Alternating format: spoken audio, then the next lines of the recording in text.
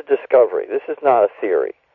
The people who are allergic to milk from the store are not allergic to raw milk. And most people who are allergic to milk are not allergic to raw cow or goat milk. Mm-hmm. Mm-hmm. And the milk that we buy in the store, I don't buy milk in the store, is pasteurized, and therefore it's cooked. Mm-hmm. Yeah. And it's also the chemicals that they give to the cows. Yeah, of course, definitely. Yeah. See, so you need to consider the source. Whatever you eat or drink or take or breathe, you need to consider the source. These are a cause. They cause certain things in the body. Do you want to be healthy, or do you want to just buy health? You know what I'm saying? It's like it's just a do-it-yourself thing. Mm. So, look at the milk that's in the store and feel it, or study it. Just study. There's whole websites now, huge websites against milk. Notmilk.com. There's an excellent resource for that. Yeah. Yeah. But they don't go into raw milk. I've gone to that website, and most of the people who are on the anti-milk kick now, Mm-hmm. which is the vegans are really into the anti-milk thing, they have good reasons, because the milk is poison. Yeah. The milk is poisoned by the chemicals that they put into the milk, and the cows, that they give the cows all these chemicals to make them grow bigger and faster and produce more milk. Yeah. And of course it makes the cows sick. It makes humans sick to take chemicals. That's right, yeah. And it's like it's like the sugar thing. People are allergic to wheat or citrus. Well, for citrus is very high acid. Mm. And so if you take that, then it will stimulate your body too much. And then if it's, grown on, it's agribusiness chemicals. So it's a trend of getting more and more sick from taking industrial food. So it's the other opposite trend is to naturalize your foods and to take more greens and fresh and raw and local and organic, and it's healthy. So you can become more healthy by doing these natural things. And actually healing. So most of the alternative healing is natural. Mm. There is some of it that's not, which, you just don't need it. I mean, it's almost free. Like I've been collecting dandelion here. Do you have dandelion there? Let's see here if I'm making the translation correct. Dandelion. I think I know which flower you mean. Okay, it's a flowering herb that grows on the ground. It's a weed, and it has a nice little, very small yellow flower. Oh yeah, we have those. Yeah, definitely. Yep. Okay, that is the most pandemic, meaning everywhere, herb grown in the temperate climates around the world that I know of. It grows. I mean, in a million different places it grows, and it is extremely healthy to take it. I collected pounds of it this year. Well, it dries up. As the leaves dry up, it's not pounds anymore. So it's the leaves dry up, it evaporates, and it ends up about a quarter or maybe a fifth of what it originally weighed. Yeah. But anyway, I collect that, and I make tea out of it. Okay, so this is from the leaves only. You skip the flowers. Yeah, well, okay. There's also roots. They're a little hard to get out of the ground, but you can get them out of the ground. And the roots are used for medicine. Very, very strong medicine. Okay. There's a guy that went on the web, it was the last year or two, that had this very specific herbal remedy for healing cancer with dandelion root. Okay. And he said if you fix the root in this particular way, and it was like raw. He had this whole raw thing about preparing the root, that he almost guaranteed that it would heal cancer. Because it was so powerful as a healing thing. And there's a lot of roots that are very powerful. The Chinese herbal thing, the Chinese herbal, it's called pharmacology, or anyway, their herbal the Chinese herbs, they have, I think it was 2,000 or 3,000 different herbs, barks, teeth, bones, leaves, seeds, all kinds of things like that, that the Chinese combine for herbal remedies. Very strong, extremely bitter. Oh my God, are they bitter? And it's very strong healing. Okay. Interesting. Have you ever had acupuncture? Yeah, definitely. How was it? Okay. I thought you said if I've heard of acupuncture. I actually never had one myself. No, I haven't. Oh, okay. You haven't had it. Okay. Yeah. Well, you're talking to a natural health fanatic here. Yeah. I have been through, 100 different natural health things, and still am doing my herbal things every day and stuff. And I had 150 acupuncture treatments, and it was very, very energizing. But I also had too much.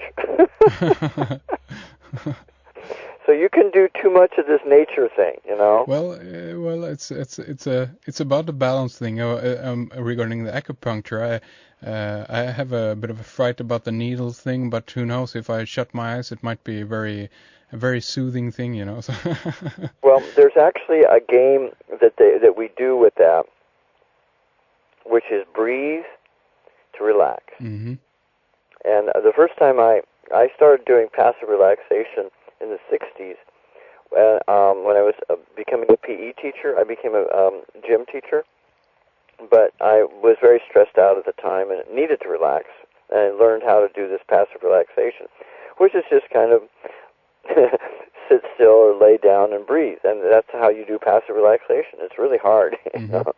Just breathe and let go and see if your mind will stop for a while. And that's the simplest way to relax there is. You sit still or lay still and just breathe deep. Yeah. It's very, it's very, very simple. How could it be more simple? But anyway, exactly. This acupuncture thing was, I had been doing yoga for years, and it's very healing, and yoga has helped heal my body. But then I kind of quit doing the yoga and started doing the acupuncture. Well, I was depending on the acupuncture for energy rather than doing my yoga, which was not good for my body. So it weakened my body. You can weaken your body by doing too many nature things. And as, kind of city fanatics that we were raised, we tend to do extremes. Yeah. That's right, exactly. So it's too much again. It's about the balance. You're right, exactly. If we were to break down like a thing like acupuncture, is that more like releasing all the stresses in your body, like all the little nodes, energetical nodes? Is that the key thing that the acupuncture is about? Well, there's three parts to it. You've been mentioning balancing. And that's very important for the Chinese, for the energy in the body to be balanced by the points that are. I do massage on myself now every day. I massage my points every day. I also tap on them. I make sounds. It helps move the energy around, balance it. Yes. But then there's releasing the stress, which you mentioned, and then there's adding energy into. So the acupuncture does all three. Oh, really? It rebalances the system, it adds energy into the system, and it releases energy. But the Chinese are not much into release. They don't really do that very much. And they don't really like crying and screaming at all. They do like the breathing. And most of my acupuncture treatments, and I still have a couple per year, say, okay, breathe. And then they put the needle in. They say, breathe, and they put the needle in. And it's a timing thing. You actually breathe, and when you breathe out, the needle goes in. It's very specific. Yeah, if I dare, When I do massage, I'm also into that breathing thing a lot. Very important. It goes together, like air and water. It goes together, breathing and massage. Yeah, if I ever dare, I guess I would try acupuncture at one point, hopefully in my life, so I can I see think what you it's can about. massage yourself is much easier. Really? Hmm. And like, are there different spots on your body? Like, I mean, overall, I mean, or is this a very personal thing? Meaning that I guess that different people have different places that they actually need to do the massage to release, you know, the tension in the body, or is it across the board, so to speak, on the points? There's I would say there's three ways to approach it. One is you just start rubbing your body wherever you feel like it. Just intuitively, wherever you feel like you just start rubbing. That's the kind of the simple way. It's like cats. You know, cats are, their dogs are scratching, and you know, people think that dogs are scratching the fleas. Not so. Well, maybe they are, but they're moving their energy. They're actually massaging their energy. Like I'm just doing that. I'm rubbing my ribs right now. So you just rub yourself. Babies do that. Babies, if you watch babies, they're really, if they're not traumatized, they are touching themselves, you know, and so just touch yourself, enjoy, you know, massage your feet. You just squeeze wherever you feel like it. Now that's the intuitive way. Then the second way is actually doing points. Now there's some points in your body that are very, very energetic. And if you are massaging your body at all and you find a sore place, then what you do is you go real slow and you breathe while you find that sore place. And where you're pressing, do little circles and press on that sore place. And you breathe while you're pressing. And it will release the stress. If you can really breathe and you're pressing on a little sore place, then it will help release it. Now, I think nature is all tuned up for this. I mean, it's a very natural thing. I found that mosquito bites are acupuncture. Really? That's interesting. Mosquitoes are attracted to high acid sugar blood. See, so nature is perfect. It's just that we need to appreciate nature and how it's working. And I went and lived in the bush here and in Hawaii for 10 years. Well, I still am, in a way. I'm in a tree house. Yeah, nice. To learn and observe all these patterns. If I would eat too much fruit, the mosquitoes would swarm on me. So you just notice the patterns, the changes with nature. Yeah. Like there's certain ways that you can go outside and attract the wind. Okay. And you just notice these things. A lot of the more energetic things are called shamanism. Yeah. Have you heard of that? Yeah, definitely. So that has to do with feeling energy in your body and then feeling it in nature. Like a tree. Like I'm in between three big trees right here. And the energy around the trees is very magnetic. It's very peaceful. And that's why people are attracted to trees, because the energy is very peaceful. Have you ever done any fermenting food?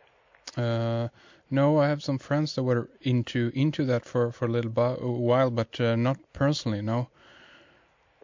Well, when you're young and healthy, you don't think of needing these things. But I'm feeling young, but I'm an old fogey. And so I'm fermenting the goat milk every day with kefir, which is like yogurt.